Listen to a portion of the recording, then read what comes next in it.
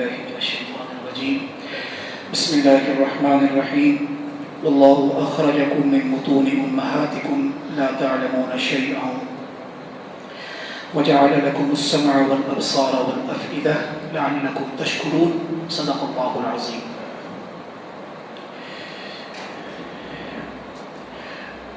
دنیا میں اللہ تبارک و تعالی نے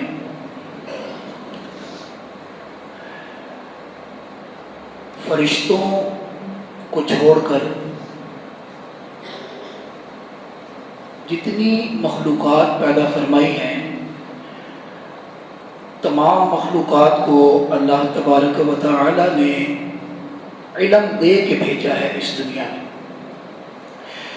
ایک انسان ہے اور دوسرا جن ہے جس کو اس دنیا میں علم حاصل کرنے کی ضرورت پیش آتی ہے، اور قرآن مجید نے اس آیت میں اس کو واضح طور پر بیان فرمایا واللہ اخرجکم من بطون امہاتکم، کہ جب تم اپنی ماؤں کے پیٹوں سے جنم لیتے ہو تو تمہیں کچھ بھی نہیں آتا، لا تعلمون شیئا، ایک ذرہ برابر بھی تمہارے اندر علم نہیں ہوتا. وجعل لکم السمع، ہم نے تمہیں کان دیے سننے کے لیے، والابصار، آنکھیں دی، والافئدہ، اور دل دیا. یہ علم حاصل کرنے کے 3 ذرائع بھی قرآن مجید نے بیان کیے، ایک آنکھ، دوسرا کان اور تیسرا دل جو ہے. یہ 3 ذرائع ہیں. اگر تم اپنی خلقت کے مقصد کے علم کو پہچانو گے تو انسان ہو.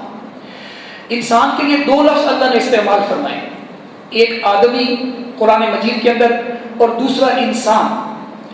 آدمی پیدا کیا، انسان تم نے علم حاصل کرنے کے بعد بننا ہے. آدمی کیا ہے؟ حیوان ناطق، اس کی تعریف عربی نے کی ہے حیوان ناطق.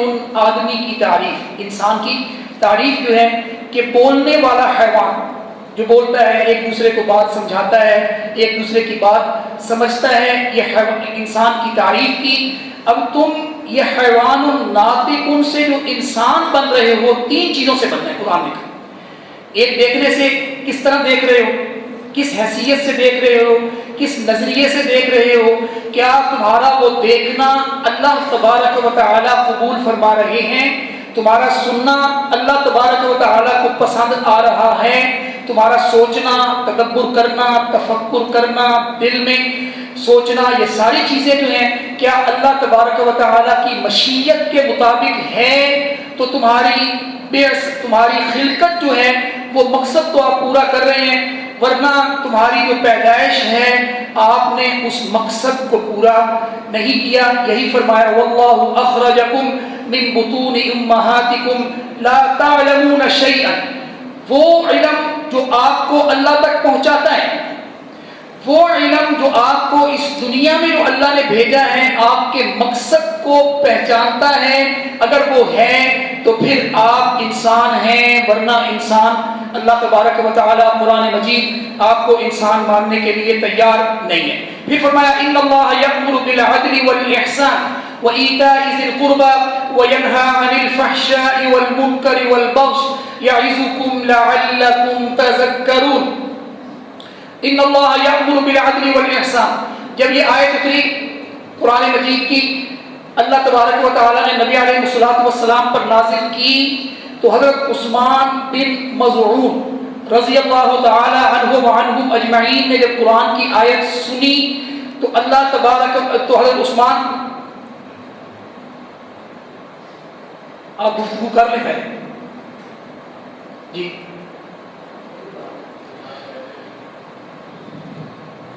حضرت عثمان بن مظعون رضی اللہ تعالی عنہ کہنے لگے جب قرآن کی یہ آیت اتری تو صحابہ رضوان اللہ علیہم اجمعین نے قرآن کی اس آیت کو سننے کے بعد یہ پیش کیا کہ اللہ تبارک و تعالی نے پورے کا پورا دین نازل کر دیا ہے. ان اللہ یأمر بالعدل والاحسان وایتاء ذی القربى وینہی عن الفحشاء والمنکر والبغی یعظکم لعلکم تذکرون. بے شک اللہ تبارک و تعالیٰ تمہیں حکم دیتا ہے عدل و انصاف کا. عدل کیا ہے؟ چیز کو اس کی اپنی حیثیت پر رکھنا عدل ہے. چیز جس حیثیت کے مطابق ہے اس کو اس کی حیثیت دینا، اس کو کیا کہتے ہیں؟ عدل. والاحسان، احسان کیا ہے؟ حدیث جبریل کے اندر نبی علیہ الصلوۃ والسلام نے فرمایا ان تعبد اللہ کانک تراہ فان لم تکن تراہ فانہ یراک. تو احسان یہ ہے کہ تو اللہ کی ایسے عبادت کر گویا تو اللہ کو دیکھ رہا ہے. دین میں حسن پیدا کرنا احسان. اور اگر یہ نظریہ نہیں ہے تو کم از کم اتنا تو ہونا چاہیے کہ اللہ تمہیں دیکھ رہا ہے. کم از کم یہ نظریہ اور یہ تمہارا جو دین ہے، تمہارا عمل ہے، یہ آپ کے اندر ہونا چاہیے کہ اللہ مجھے دیکھ رہا ہے، میں جو عمل کر رہا ہوں. ان اللہ یأمر بالعدل والاحسان وایتاء ذی القربى وینہی عن الفحشاء. اور اللہ آپ کو روک رہا ہے فحش کاموں سے، غلط کاموں سے.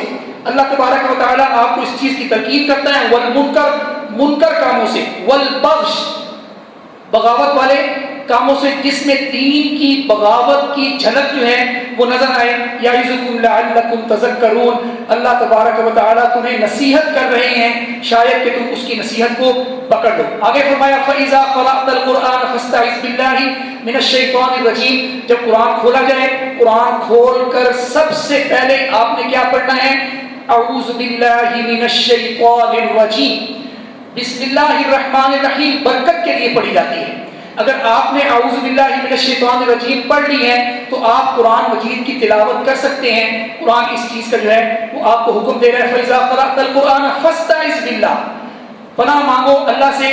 تو بہترین پناہ مانگنے کے جو الفاظ قرآن مجید نے بیان کیے ہیں وہ ہے اعوذ باللہ من الشیطان الرجیم. آگے سورۃ الاسراء، جسے سورۃ المعراج بھی کہتے ہیں، بنی اسرائیل بھی کہتے ہیں. نبی علیہ الصلوۃ والسلام کے لیے سبحان الذی اسریٰ بعبدہ لیلا من المسجد الحرام الی المسجد. اب یہ معراج کے اندر اللہ کے رسول صلی اللہ علیہ وسلم کو کئی چیزیں دکھائی گئی، کئی واقعات ہیں. انبیاء ایک آسمان سے دوسرے آسمان کا جو فاصلہ ہے 500 سال کی مسافت ہے. اب وہ کون سی سواری پر 500 سال ہیں اس چیز کا ذکر حدیث کے اندر موجود نہیں ہے. پھر دوسرے سے تیسرے، پھر تیسرے سے چوتھے، پھر عرش آ جاتا ہے، پھر کرسی آ جاتی ہے، سدرۃ المنتہا آتا ہے، سدرۃ المنتہا کے بعد کرسی آ جاتی ہے. جن فرشتوں نے اللہ کے عرش کو تھاما ہوا ہے، حدیث کے اندر ان فرشتوں کی قد و قامت بھی بیان کی گئی ہے.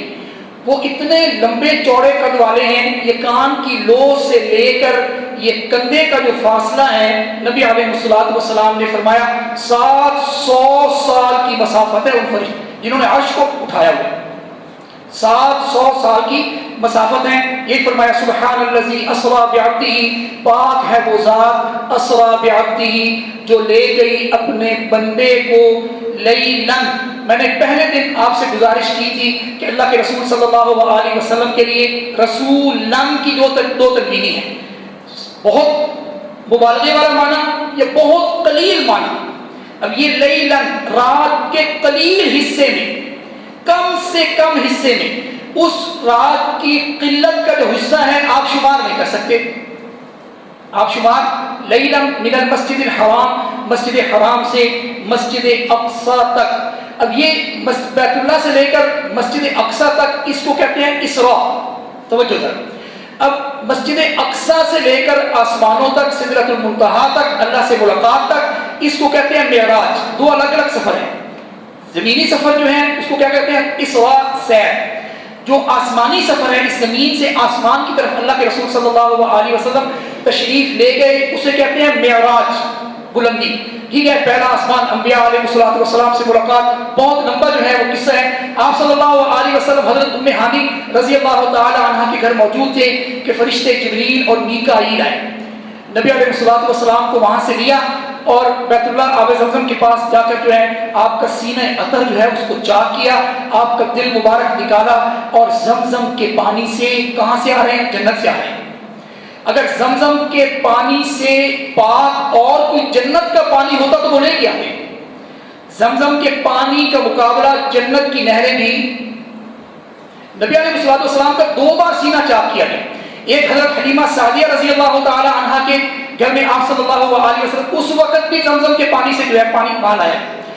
اس بار بھی زمزم کے پانی سے جو ہے اللہ کے رسول صلی اللہ علیہ وسلم کے سینہ اطہر کو چاک کیا گیا، آپ کے دل مبارک کو نکالا گیا اور آب زمزم کے پانی سے جو ہے دھویا گیا، پھر اس کو سیا گیا اور پھر آپ صلی اللہ علیہ وسلم معراج پر تشریف۔ اب معراج پر جو خاص واقعات ہیں اس میں نبی علیہ السلام کو کچھ جنتیں دکھائیں گے۔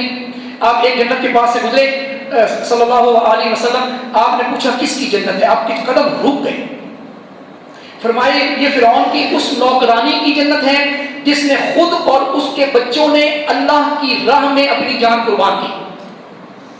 پھر آپ چل پڑے، فرشتے آپ کے ساتھ ہیں، پھر آپ ایک جنت کے پاس جا کر ٹھہر گئے، آپ نے پوچھا کس کی جنت ہے؟ فرمایا یہ حضرت علی المرتضیٰ رضی اللہ تعالی۔ جب آپ نے سامنے دیکھا نا اس جنت کی، آپ نے پوچھا یہ کس کی جنت ہے؟ تو فرمایا یہ محمد رسول اللہ صلی اللہ علیہ وآلہ وسلم کی جنت ہے، یعنی حضرت علی اور نبی علیہ السلام کی جنت آمنے سامنے۔ پھر آپ آگے چلے تو پوچھا یہ جنت کس کی ہے؟ تو فرمایا یہ آپ کے بھائی عمر بن خطاب رضی اللہ تعالی عنہ کی جنت ہے۔ یہ 4-5 جنتوں کا جو ہے وہ آپ صلی اللہ علیہ وسلم کو نظارہ کرایا گیا۔ پھر آپ صلی اللہ علیہ وسلم جہنم کے اس گڑھے کے پاس سے گزرے تو آپ کو کچھ لوگ جس میں عورتوں کی تعداد زیادہ ہے اور مردوں کی تعداد کم ہے وہ آپ کو دکھائے گے، جو اپنے لمبے ناخنوں کے ساتھ ایک دوسرے کا گوشت نوچ کر، حدیث کے الفاظ ہیں اور حدیث کے الفاظ ہیں، ان کے ناخن تانبے، لوہے اور اس طرح کی جو دھاتیں ہیں اس کے بنے ہوئے ہیں، اور جب وہ نوچ کے واپس لاتے ہیں تو ان کے انگلیوں کے پوروں سے خون کے قطرے گرتے ہوئے نظر آتے ہیں۔ تو نبی علیہ السلام وہاں رک گئے۔ آپ صلی اللہ علیہ وسلم نے جہنم کو جو داروغہ ہے مالک، اس سے دریافت کیا کہ یہ کس سزا میں، ان کو کون سی سزا دی جا رہی ہے، کس وجہ سے تو یہ آپ صلی اللہ علیہ وسلم کو بتایا گیا یہ وہ لوگ ہیں جو دنیا میں اپنے مسلمان بھائیوں اور بہنوں کی غیبت کیا کرتے تھے، زبان سے ان کے لیے غلط بولتے تھے، غیبت، حسد، کینہ، سارے جو گناہ ہیں، زبان، کان، آنکھ، اس فرشتے نے جو ہے نبی علیہ السلام کو بتایا۔ پھر آپ صلی اللہ علیہ وسلم جو ہے سدرۃ المنتہا سے اللہ تبارک و تعالیٰ کے پاس، پھر 50 نمازیں فرض ہوئیں، پھر واپس آئے، واقعات سنتے رہتے ہیں، 50 کی 5 رہ گئی، پڑھنی 5 ہیں، ثواب 50 کا ہے۔ فطرت اللہ التی فطر الناس علیہا لا تبدیل لخلق اللہ، اللہ تبارک و تعالیٰ اپنی فطرت اور قانون کو تبدیل، آپ پڑھتے 5 ہیں لیکن مزہ کیا ہے کہ 5 کی جگہ آپ کو ثواب کتنے کا ملتا ہے؟ 50 کا جو ہے یہ ثواب ملتا ہے۔ یہ واقعہ معراج ہے، آپ صلی اللہ علیہ وسلم تو سب سے پہلے واقعہ معراج کی جس نے تصدیق کی وہ ام ہانی ہے، جس کے گھر سے آپ صلی اللہ علیہ وسلم تشریف آسمانوں پر جو ہے وہ لے گئے تھے۔ اس کے بعد سب سے پہلے جس نے معراج کی تصدیق کی وہ ہے ابوبکر صدیق رضی اللہ تعالی عنہ وعنہم اجمعین۔ یہ واقعہ معراج ہے۔ آگے ایک رکوع چھوڑ کے اگلا جو رکوع ہے بڑا بہترین، اللہ تبارک و تعالی نے مؤمنین کے لیے ایک فیصلہ کیا ہے، وَقَضَىٰ رَبُّكَ أَلَّا تَعْبُدُوا إِلَّا إِيَّاهُ وَبِالْوَالِدَيْنِ إِحْسَانًا إِمَّا يَبْلُغَنَّ عِندَكَ الْكِبَرَ أَحَدُهُمَا أَوْ كِلَاهُمَا وَقَضَىٰ رَبُّكَ، اللہ نے فیصلہ کر دیا، اللہ نے یہ بات لکھ کے مہر لگا دی ہے، وَقَضَىٰ، اللہ کا فیصلہ ہو چکا ہے کہ اس دنیا میں سب سے بڑا جو گناہ ہے وہ کیا ہے؟ شرک۔ لا تعبدوا الا اياه، قرآن مجید میں 5 جگہ ایسی ہیں، سورہ لقمان ہے ایک، یہ جگہ ہے، 3 جگہ اور ہیں جہاں اللہ تبارک و تعالیٰ نے شرک کے بعد والدین کی نافرمانی کو ذکر کیا فوراً۔ اور اگر یوں کہا جائے کہ اس دنیا میں مومن کے لیے جو سب سے بڑا گناہ ہے وہ شرک نہیں ہے، وہ کیا ہے؟ والدین کی نافرمانی۔ کیونکہ مومن جب شرک کرے گا اس وقت مومن تو رہے گا نہیں، جب شرک کر لے گا اس وقت تو مومن نہیں رہے گا۔ تو مومن کے لیے اس دنیا میں سب سے بڑا گناہ جو ہے وہ ہے والدین کی نافرمانی۔ اللہ تعبدوا الا اياه وبالوالدين احسانا، والدین کے ساتھ حسن و سلوک سے۔ اما یبلغن، اگر وہ پہنچ جائیں تمہارے سامنے بڑھاپے کو، ضعیف عمر کو، بزرگی کو، بال سیاہ ہو جائیں، بال سفید ہو جائیں، ان کی ہڈیاں کمزور ہو جائیں، نظر کمزور ہو جائے، جیسے بچہ ہوتا ہے اس کیفیت میں آ جائے، قرآن بتائے گا۔ اما یبلغن عندک الکبر احدہما، ان میں سے ایک، او کلاہما، یا دونوں جو ہیں وہ بڑھاپے کو پہنچ جائیں، فلا تقل لہما اف، ان کو اف تک آپ عربی ڈکشنری موبائل پہ کھول لیں، کتاب دیکھ لیں، فارسی کی کھول لیں، اف کا لفظ لکھ لیں، اف کے لفظ کا کوئی معنی نہیں، لفظ ہی کوئی نہیں۔ قرآن نے کیوں بیان کیا؟ اف کا کوئی معنی نہیں ہے۔ اف اس حس کو کہتے ہیں، اس محسوسیت کو، اس احساس کو کہتے ہیں جو والد والدہ کی بات تمہارے کان تک پہنچتی ہے۔ اب اس کان سے آنکھ تک جائے گی، اس کان سے دل تک جائے گی، اس کان سے ماتھے کی سلوٹ تک جائے گی۔ یہ جو درمیانی راستہ ہے، درمیانی فاصلہ ہے، اس فاصلے کو کہتے ہیں اف۔ یہ بھی نہیں، سلوٹ تو دور کی بات ہے، سلوٹ تو آ گئی، اس کا معنی اف نہیں ہے۔ آنکھ میں غصہ آ گیا یا آنکھ تغیر اور تبدل میں آ گئی، اس کا معنی اف نہیں ہے۔ دل میں اگر غلط سوچ لیا، اس کے لیے لفظ اف نہیں ہے۔ اف کیا ہے؟ یہ درمیانی جو فاصلہ ہے آنکھ اور کان تک، بات سننے، آواز سننے، سوال آنے تک، بلانے تک، کوئی حکم دینے تک، یہ یہاں سے یہاں تک جو پہنچتی ہے، اس میں جو درمیانی فاصلہ ہے، یہ درمیانی فاصلہ جو ہے اس کو کہتے ہیں اف۔ یہ درمیانی فاصلے میں ہی آپ نے اپنے آپ کو کور کرنا ہے، سلوٹ نہیں لانا۔ قرآن کہتے ہیں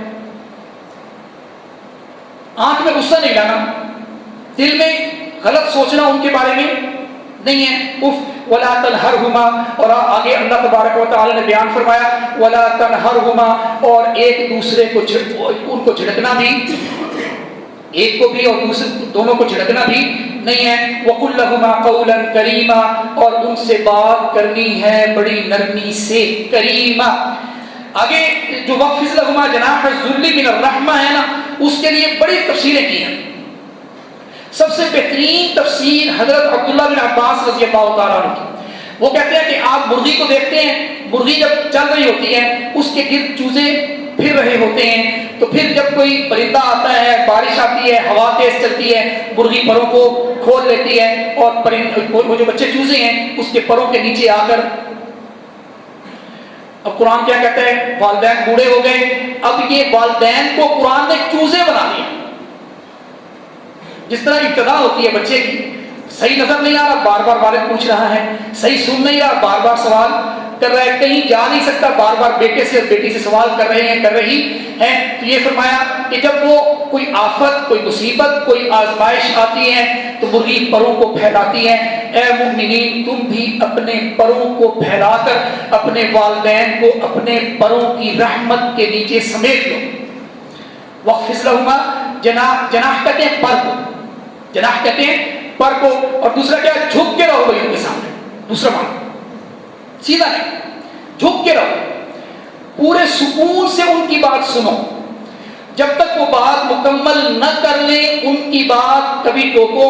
یہ تو نبی علیہ وسلم سنت ہے، اللہ کے رسول صلی اللہ علیہ وسلم کی جو کلمات، جو بات کرنے کا طریقہ، سننے کا طریقہ، متوجہ ہونے کا طریقہ، امام ترمذی رحمۃ اللہ علیہ نے بیان فرمایا سنن ترمذی کے اندر جو ہے، شمائل ترمذی کے اندر، کہ اللہ کے رسول صلی اللہ علیہ وسلم کے پاس اگر ادھر سے کوئی شخص آیا، کوئی مومن آیا، کوئی بھی آیا، اگر ادھر سے آیا اس سے کوئی بات کرنا چاہیے، نبی علیہ الصلوۃ والسلام کان سے بات نہ سنتے، پورا سینہ اس کی طرف متوجہ کرتے، پورا چہرہ اس کی طرف متوجہ کرتے۔ اگر کسی بچے سے بات کرنی ہوتی، اللہ کے رسول صلی اللہ علیہ وسلم گھٹنوں کے بل زمین پر بیٹھ جاتے، بچے کے چہرے کے سامنے چہرہ تعلیم نکالے، پورا سینہ موڑتے۔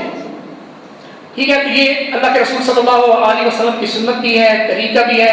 وَخْفِضْ لَهُمَا جَنَاحَ الذُّلِّ مِنَ الرَّحْمَةِ وَقُلْ رَبِّ ارْحَمْهُمَا كَمَا رَبَّيَانِي صَغِيرًا۔ والدین کے لیے اس دنیا میں اس سے بڑی اور کوئی دعا نہیں۔ اگر آپ ان کے لیے دعا کرنا چاہتے ہیں، زندہ ہیں یا اس دنیا سے رخصت ہو گئے ہیں، تو آپ کیا کہیں گے؟ رب ارحمہما کما ربیانی صغیرا، اے ہمارے رب تو ان پر ایسے رحم کر جیسے میرے والدین نے مجھ پر بچپن میں رحم کیا۔ کوئی لالچ نہیں ہے، کوئی حسد نہیں ہے، کوئی بخل نہیں ہے، کوئی کینہ نہیں ہے، کوئی ایسی چیز نہیں ہے۔ والد جو ہے، والد دیکھتے ہیں نا کہ والدہ اٹھاتی ہے یہ گود میں، والد اٹھاتا ہے، والدہ چاہتی ہے کہ میرا بچہ جہاں تک میں دیکھ رہی ہوں وہاں تک دیکھے، والد چاہتا ہے کہ میرا بچہ وہاں تک بھی دیکھے جہاں میری نظر پہنچتی، کوئی لالچ نہیں ہے۔ ٹھیک ہے، یہی فرمایا رب ارحمہما کما ربیانی صغیرا۔ اللہ تبارک و تعالی مجھے اور آپ کو عمل کرنے کی توفیق۔